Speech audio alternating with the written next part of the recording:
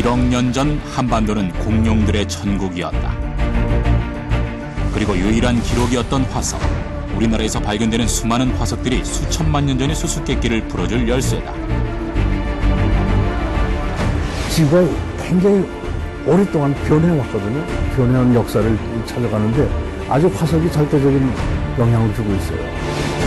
그 중에서도 먹이사슬의 기본이 되는 식물 화석은 동물이 존재하기 전부터의 모습을 보여주는 중요한 증거가 된다.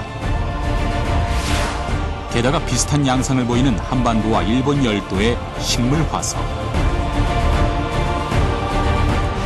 これは植物ですから当然陸地の状況が植物を調べることによって例えば気候がどうだったかとか環境がどうだったかそういうことが分かってくるっていうそういう意味で非常に大事。 그뿐 아니다. 세계에서도 유래를 찾아볼 수 없는 희귀한 화석이 발견되면서 한반도는 화석 왕국이라는 평가를 받고 있는데 수시롱이라고 부르는 그런 곤충의 화석이 나왔는데 자기가 판뼈가루를 거기다가 저장을 했어요. 그런 것들이 같이 나온 곳으로서는 세계에서 유일한 경우가 되겠고 지구의 신비를 보여주는 자연의 선물 화석. 단순히 과거에 머물러 있는 것이 아니라 과거와 현재, 미래를 잇는 연결고리이며 1억 년 전의 비밀을 풀어낼 열쇠다.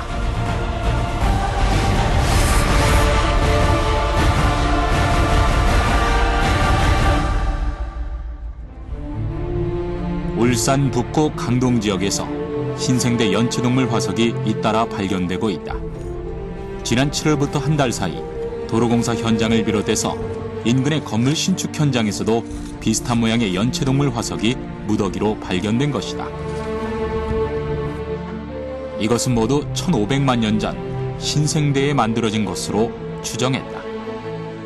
현재 단면상에서는 확인할 수 없습니다. 확인할 수 없고 현재 남아있는 바닥 지층에서만 확인이 되는데 배관공사라든지 다른 건축 공사 과정에서 현재 발견된 화석층들만 저희가 일부 수습하고 있는 상황입니다.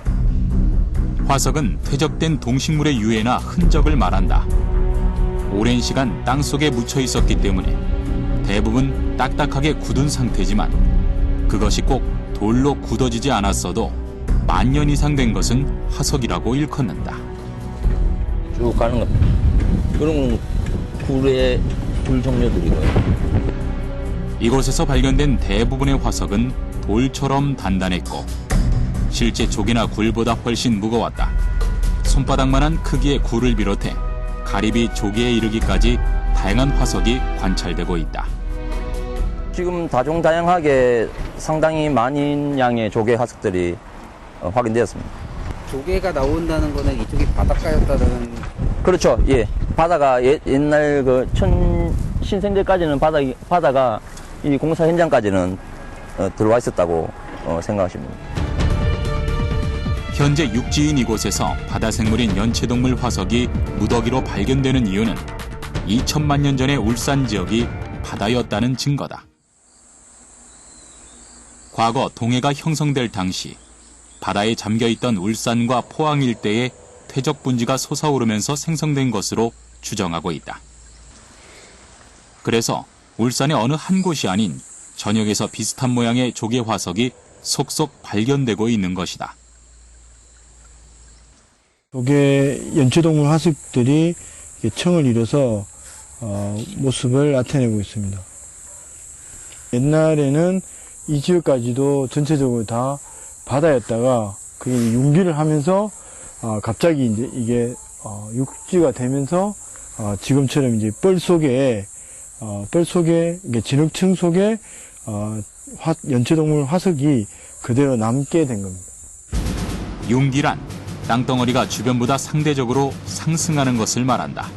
과거 바다였던 이곳이 융기하면서 지금의 육지를 이루었고 그때의 연체동물은 화석으로 남아 2000만 년 전의 모습을 보여주고 있다는 것이다. 융기는 빙하가 녹을 때 밀도를 맞추기 위해 혹은 해수면의 변화 때문에 생긴다. 주변 해수면이 내려가면 상대적으로 지층은 상승하게 되는데 울산뿐 아니라 부산의 태종대나 정동진 역시 우리나라에서 볼 수 있는 융기의 증거다.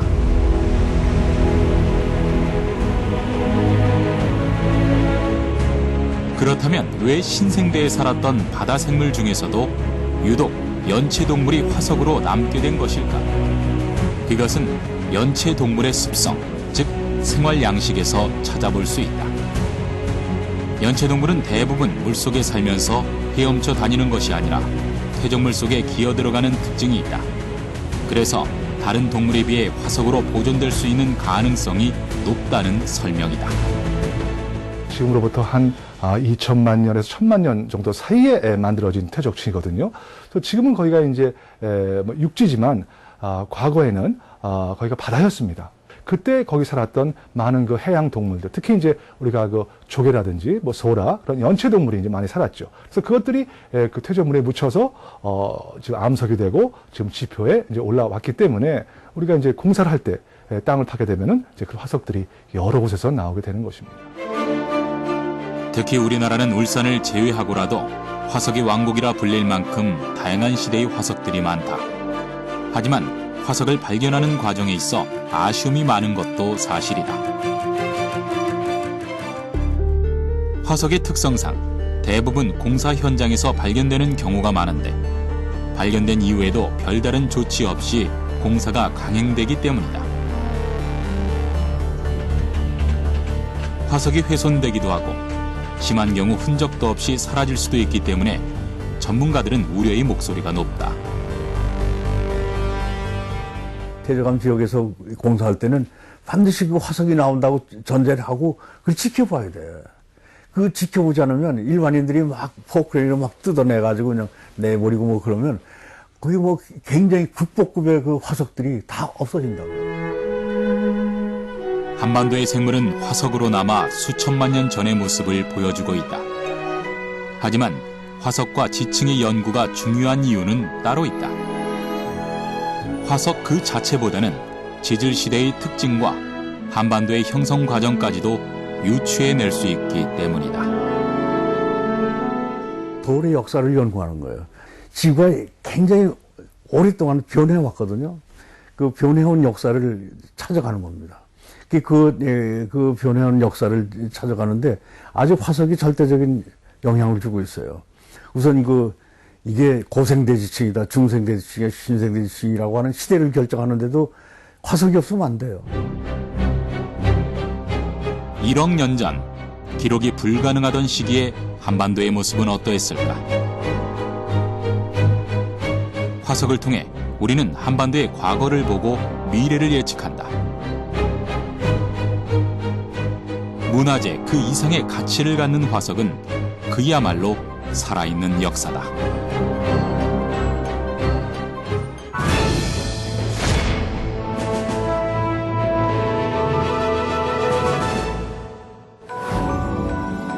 불과 2억 년 전까지만 해도 지구의 대륙은 한 덩어리로 이루어져 있었다. 46억 년 지구의 역사 중에서 대륙이 지금과 같은 모습을 갖게 된 것은 불과 650만 년 전. 세월을 거듭하면서 다양한 지층을 갖게 되었다. 변성암과 화강암이 섞여 있는 인천의 대이작도는 우리나라에서 가장 오래된 암석을 보이고 강원도, 경상도, 그리고 해남 지역까지 화석을 만들기에 최적화된 지층을 보인다. 그래서인지 인천과 경기 화성 등의 수도권부터 시작하여 강원도, 충청도는 물론 전라도, 경상도, 그리고 제주도에 이르기까지 대한민국 전역에서 갖가지 화석이 발견되고 있는데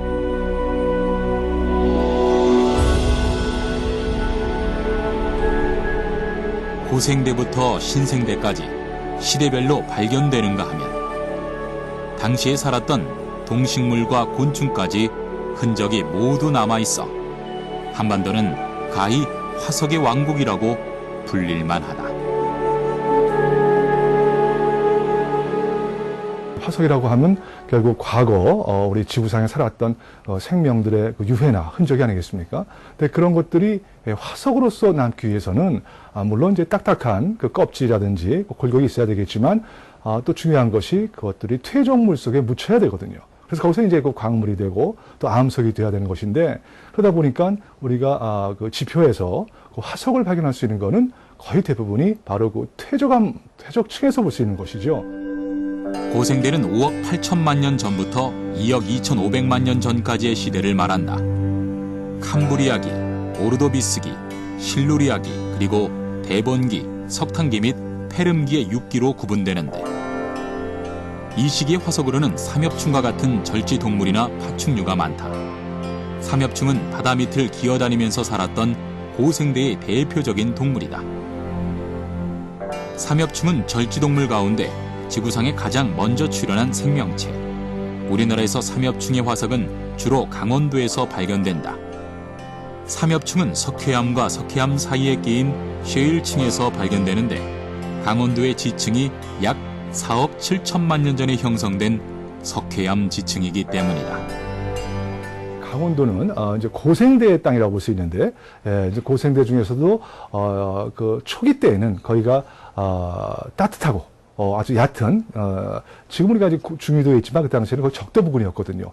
거기서 살았던 이제 다양한 해양 동물들, 삼엽충이라든지 여러 생물들이 나오고, 다음에 이제 후반기로 가게 되면은 이것이 육지가 됩니다. 되면서 호수도 있고 강도 있고, 그러면서 거기에 많은 숲이 형성되면서 그것들이 이제 묻혀서 바로 우리가 과거에 많이 썼던 그 석탄이 만들어진 것이죠. 약 2억 5천만 년 전부터 6,500만 년 전까지는 중생대라 부른다. 트라이아스기, 쥐라기, 백악기로 나뉘며 우리가 잘 알고 있는 공룡이 살았던 시기다. 중생대 바다에서 가장 번성했던 생물은 무척추 동물인 암모나이트. 중생대를 대표하는 화석이 암모나이트지만 우리나라에서는 남모나이트가 살았던 시대의 지층이 없기 때문에 암모나이트 화석을 만날 수 없다. 하지만 경상도 지역에서 중생대 화석이 다수 발견된다. 다양한 곤충 화석과 함께 낙동조개, 습주조개 등 임해폐류 화석을 볼 수 있는데, 유난히 바다생물 화석이 많은 것에는 이유가 있다. 육상동물은 화석으로 보존될 가능성이 매우 낮다. 대신 그 낮은 곳에 물 밑에 또 퇴적물 밑에 사는 동물들은 보존 가능성이 매우 높죠. 그렇기 때문에 연체동물은 그 옛날부터 고생물학이 발달할 그 당시부터 최초로 연구가 된 게 연체동물이에요. 또 중생대는 공룡이 번성했던 시기였다. 한반도에는 백악기에 출현했는데, 이것 또한 공룡의 발자국 화석을 통해서 유추할 수 있는 사실이다. 특히 경상남도 고성은 세계적으로 손꼽히는 공룡 발자국 산지인 것으로 보아 수천만 년 전 한반도는 공룡들의 천국이었다고 해도 과언이 아닐 것이다.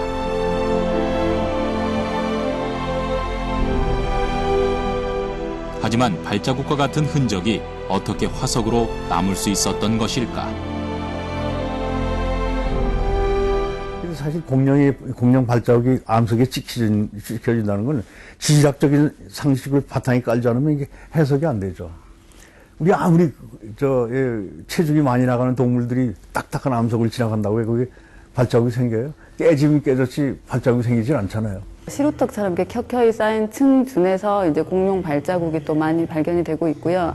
또 한 가지의 특징은 화성암이라 그래서, 그러니까 용암이 끓어서 이렇게 굳어진 그런 암석을 얘기를 하거든요. 한 1억 년 전에 이제 공룡이 그때 살았었고, 그리고 그런 찍힌 발자국들이 여러 가지의 세월이 흐르면서 굳어지고 씻겨져 나가고. 과거 공룡은 호수나 강가에 물을 마시러 다녀가면서 발자국을 남겼다. 발자국이 찍힌 땅은 건조한 공기를 만나 굳어지고, 그 위로 퇴적물이 쌓인 뒤 암석으로 굳어진다. 오랜 시간이 흐르면서 쌓였던 퇴적물이 깎여나가는 침식 작용을 거쳐 비로소 발자국이 세상에 드러나는 것이다. 화성암은 마그마가 굳어진 것이기 때문에 화석을 만들 수 없다. 그런데 세계 최초로 우리나라에서 화성암에 새겨진 발자국 화석이 발견된 것이다.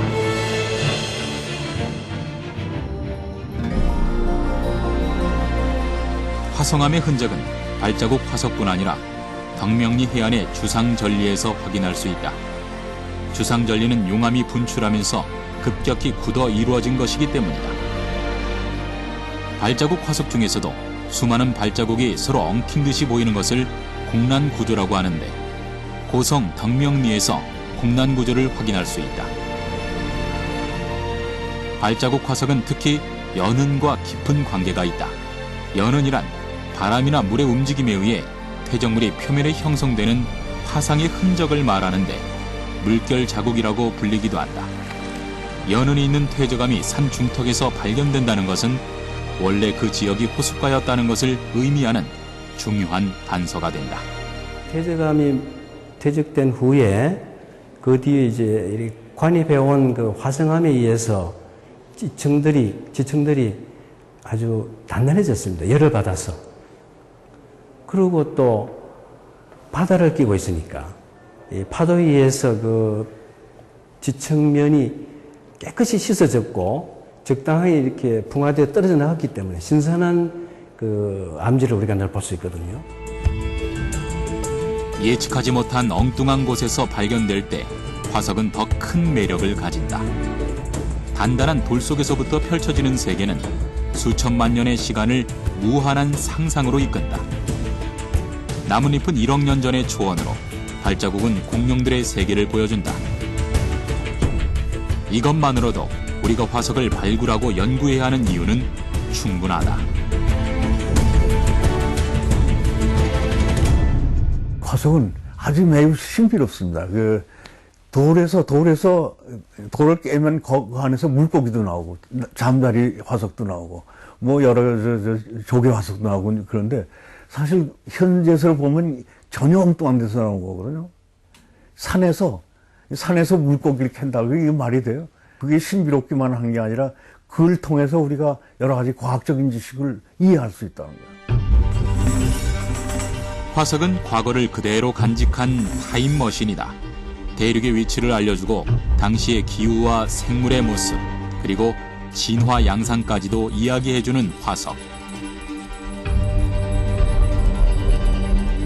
화석의 퍼즐 조각들을 하나하나 맞추다 보면 한반도의 1억 년 전 모습을 눈앞에 생생하게 그려낼 수 있을 것이다.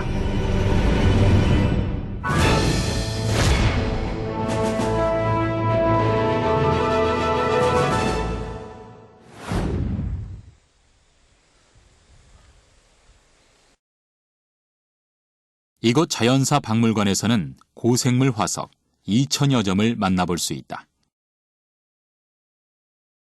특히 신생대의 화석이 눈에 띄는데 신생대는 약 6,500만 년 전에서 현재에 이르는 기간을 말한다.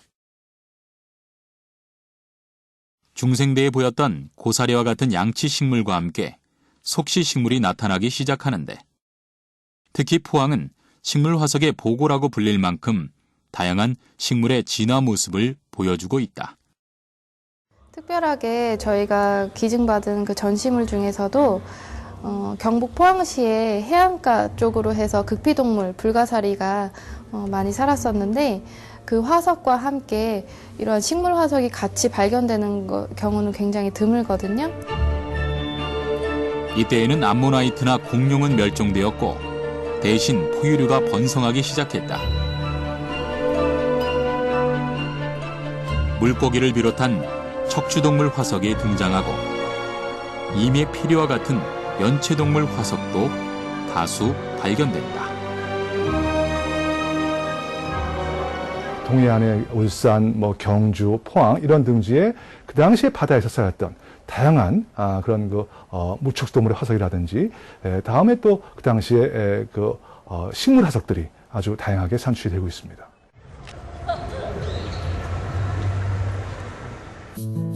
특히 식물 화석 연구는 보다 중요한 의미를 갖고 있다.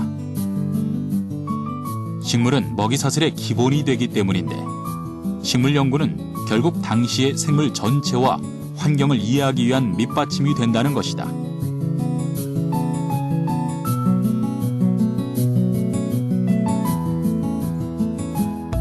한북대학교 김경식 교수팀은 고생대부터 중생대를 거쳐 신생대에 이르기까지 다양한 식물 화석을 통해 과거 생태계를 그려내고 있다.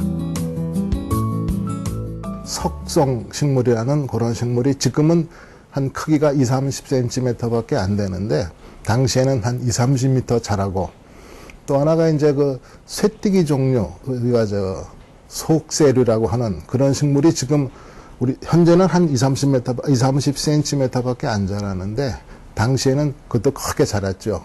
그러다 중생대 이제 폐렴기의 멸종 시기를 거치고 그 다음에 중생대로 넘어오면서 주로 중생대 우점 식물로는 고사리, 소철 이런 것들이 주로 있고, 중생대 말기에 가서 꽃피는 식물이 등장하죠.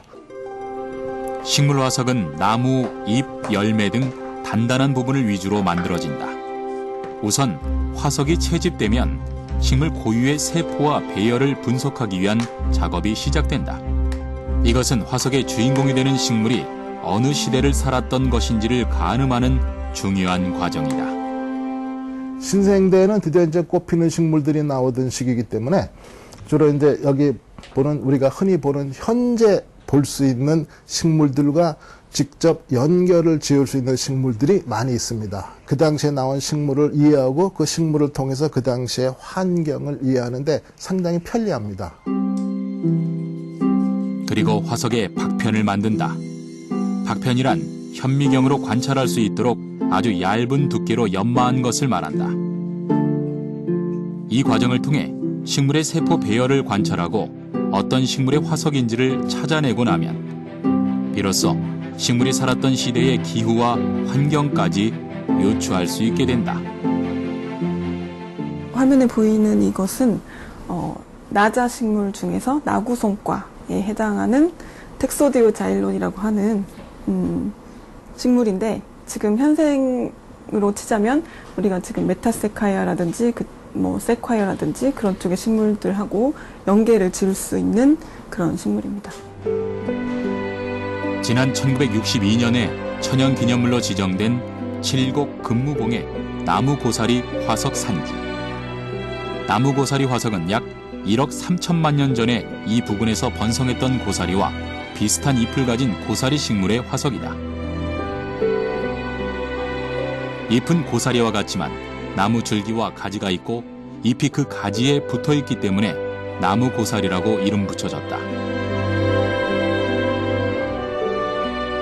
나무고사리는 열대지방에서 자생하는 식물이지만 우리나라에서 발견된 나무고사리 화석은 그 줄기가 현재 열대지방의 것과는 다르다. 그래서 식물의 진화나 분포를 알려주는 생물학적 자료로서의 가치가 매우 크다.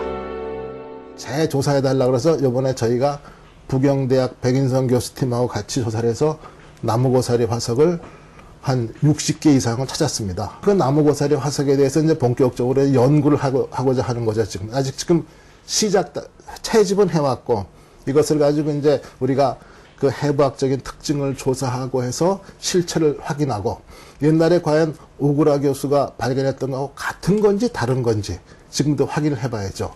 그런 걸 하고 하는 작업을 지금 진행시키고 있습니다. 신생대 식물화석의 경우에는 일본과의 공동 연구가 필수적이다. 신생대 초반까지는 한국과 일본에서 발견된 식물 화석의 종류가 동일하기 때문이다. 현재 한국의 식물과 일본의 식물을 비교해보는데, 신생대 이 당시의 식물을 가지고 비교하면은 동해가 열리기 전에 것을 우리가 알 수가 있고, 현재는 동해가 열린 후에 현재 살고 있는 식물들을 비교하면은 시발점을 아니까 현재와 비교하기가 굉장히 정확하죠. 약 2천만 년 전까지 한반도와 일본 열도는 연결되어 있었다. 신생대 마이오스에 이르러 비로소 한반도에서 일본 열도가 분리되면서 동해가 형성되었다.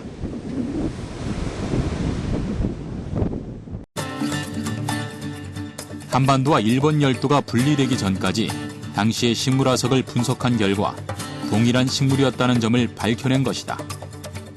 중생대를 장식했던 고사리와 거시 식물은 쇠퇴하고 꽃 피우는 식물이 등장했다. 현재 일본에서 많이 보이는 소나무가 한반도에서도 화석으로 발견됐다. 그러나 동해가 형성된 이후부터 한국과 일본의 산림에 변화가 생겼다. 当時の韓国も日本も同じユーラシア大陸の端にあってですね、同じような温帯の森林があったということで、その状況は1500万年あるいは1600万年くらい前に東海あるいは日本海っていうのは海が開き始めてできるんですけども、その開き始める前の状況まではやっぱり同じような植物が出てきて、で多分その後にですね大陸と日本とは別々の植物がこう進化というか分化をしていったという、そういうことがあると思うんです。 한반도와 일본 열도의 지각 변동은 기후의 변화도 가져왔다. 마이오세 초기 냉온대성 기후에서 중기에는 난온대 아열대성으로 바뀌었다. 이것은 각각의 기후에서 존재 가능한 식물 습성을 반영한 결과다. 식물화석은 동물화석에 비해 주목받지 못하고 있지만 동물화석보다 선행돼야 하는 것이 식물화석 연구인 셈이다. 韓国のこの化石は特に資料としていいもの、保存がいいですから、だからその点で非常に大事で、それから植物ですから当然陸地の状況が植物を調べることによって例えば気候がどうだったかとか環境がどうだったかとそういうことが分かってくるっていう、そういう意味で非常に大事だからそういう意味で韓国の中新世の化石はですね、アジアの東アジアのその森林のあるいは植生の発達に対してですね非常に重要な何ちか研究資料となるということはちょっと強調しておきたいと思います。 지구온난화로 인한 산림 식생 변화를 예측할 수 있는 소중한 단서 화석. 우리나라에는 신생대 식물 화석이 풍부해 일본보다 연구 여건이 좋지만 아쉬운 점은 여전히 남아있다. 日本にはその後の時代の化石がたくさん出てくるんですけれども、残念ながら韓国ではですねその中新世の後半あるいは、それよりも若い4期の第4期の化石なんかもですね、それは残念ながらちょっと化石の記録がほとんどないということで、こう比較ができないという一面で、その点は残念です。 우리나라 식물화석 연구에 더욱 큰 한계가 있다. 바로 북한의 식물화석 연구가 불가능하다는 것. 북한의 화석 연구가 함께 이루어져야만 비로소 한반도의 식물상을 온전하게 그려낼 수 있기 때문이다. 남북 관계의 회복은 신생대 한반도 연구에 새로운 지평을 열게 될 시발점임에 틀림없다.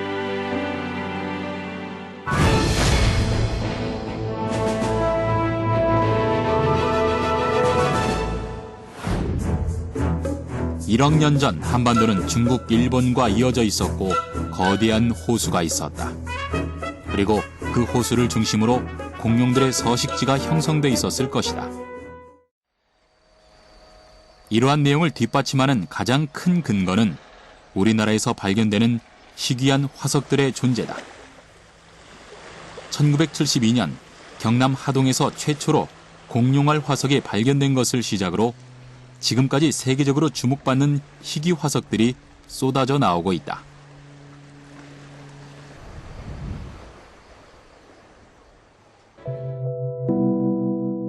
우리나라에는 백악기 초와 쥐라기의 지표 퇴적층이 적다. 때문에 이때의 공룡 화석도 거의 없다. 하지만 그에 비해 공룡 발자국 화석은 끝없이 발견된다. 그 중에서도 특이한 것은 발자국 모양이 파인 음각이 아니라 오히려 튀어나와 있는 양각의 화석이 발견됐다는 것이다.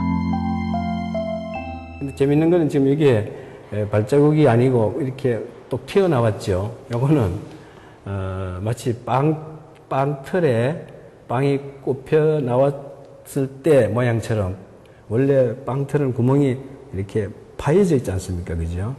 빵은 이제 볼록해 왔죠. 그래서 요거는 이제 우리 발자국하고는 이제 반대 모양이 되겠습니다. 또 피부 화석도 발견돼 이목을 끌었다. 이론적으로는 피부는 화석이 될 수 없다. 하지만 공룡이 살아있을 때 또는 죽기 직전 땅에 있었던 흙에 도장을 찍듯이 피부가 찍혔고 살짝 마른 뒤 다른 먼지나 흙이 덮어 보존된 경우 피부 화석이 된다. 이른바 공룡 피부 인상 화석이다.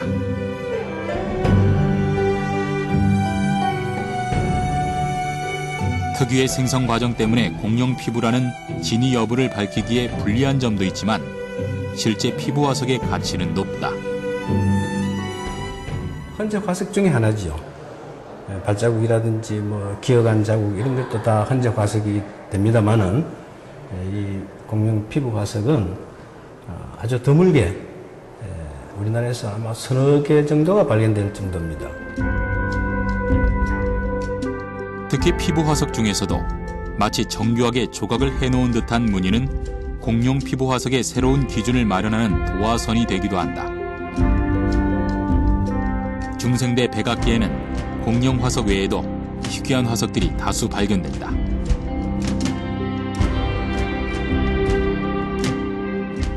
백악기 초기로 추정되는 날돌의 유충 집단 서식지 화석도 그중 하나다. 이 화석이 희귀한 이유는 유충의 집이 무리를 이루고 있기 때문이다. 화석의 직경은 큰 것이 무려 7m에 이른다. 날돌의 화석은 고생대 페름기부터 나타나지만 날돌의 집단 서식지 화석이 발견된 것은 드물다.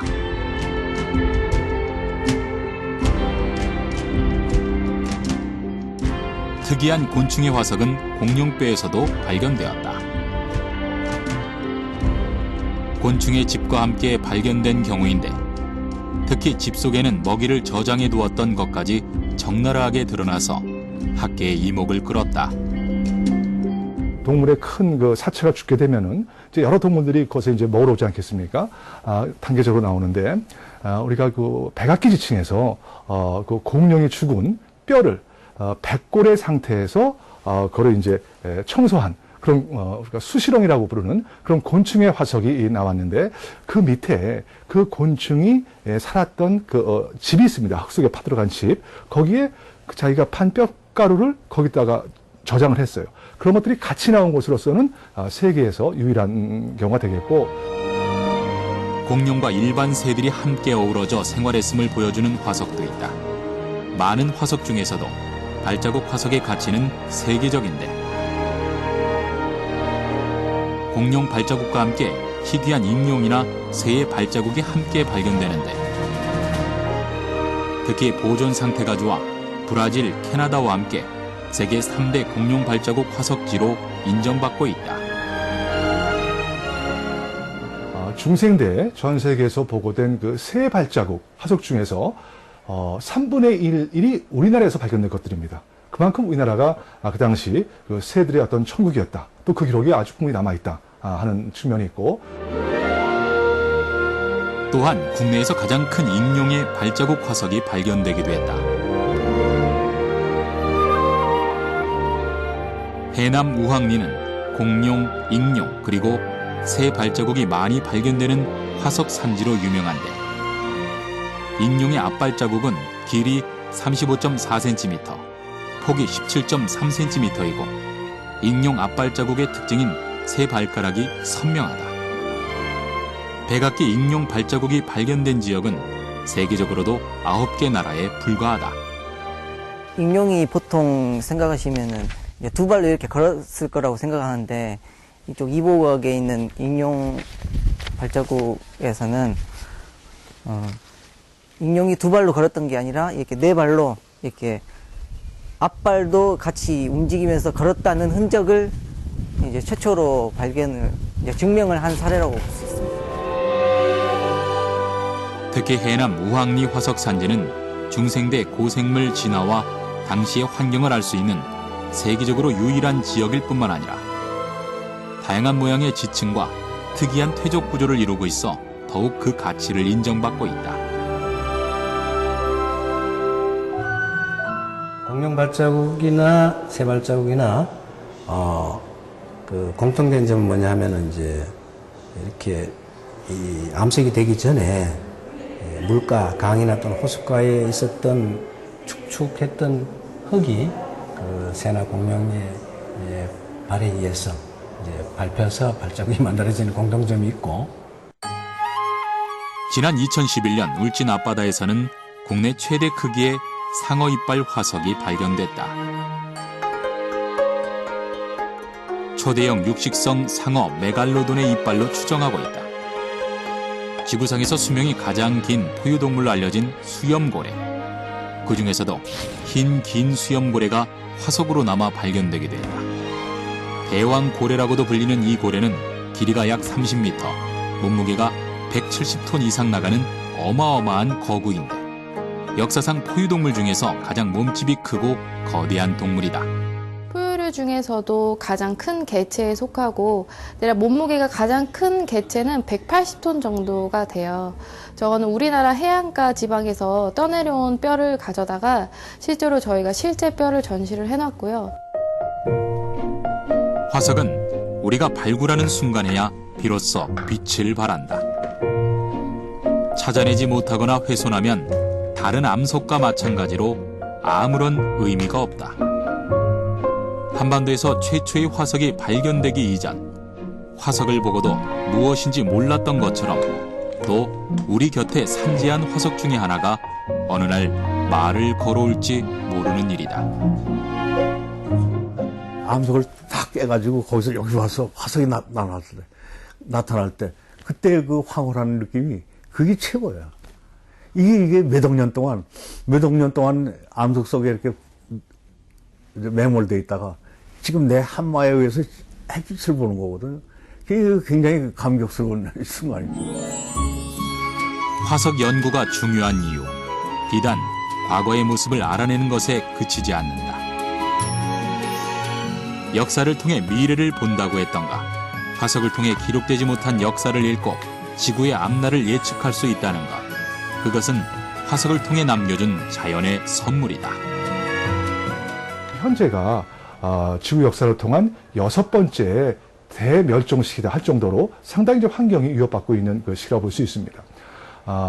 우리가 그러한 그 앞으로의 미래 환경을 우리가 예측하고 거기에 그 지혜롭게 대비하기 위해서는 과거의 환경을 알아내는 것이 중요한 것인데 그 중에 하나, 바로 우리가 화석을 통해서 그 과거의 환경을 알아낼 수 있다는 것입니다. 1억 년의 세월을 지나오면서 지구에서는 수많은 생명체가 태어났고 또 사라져간다. 어떤 생명체들이 무엇을 먹고 살았는지, 당시의 지구 환경은 어땠는지, 또 기후는 지금과 어떻게 달라졌는지에 대한 단서는 화석을 통해 오롯이 남겨두었다. 화석의 주인공은 더 이상 볼 수 없지만 우리는 과거의 모습을 펼쳐낼 열쇠가 화석이란 것을 알고 있다. 화석은 자연이 우리에게 남겨준 선물임을 깨닫고 그 의미를 되새겨 본다면 지구온난화로 인한 해수면 상승과 이상기후 등 우리에게 닥친 문제 역시 해결의 실마리를 찾을 수 있지 않을까.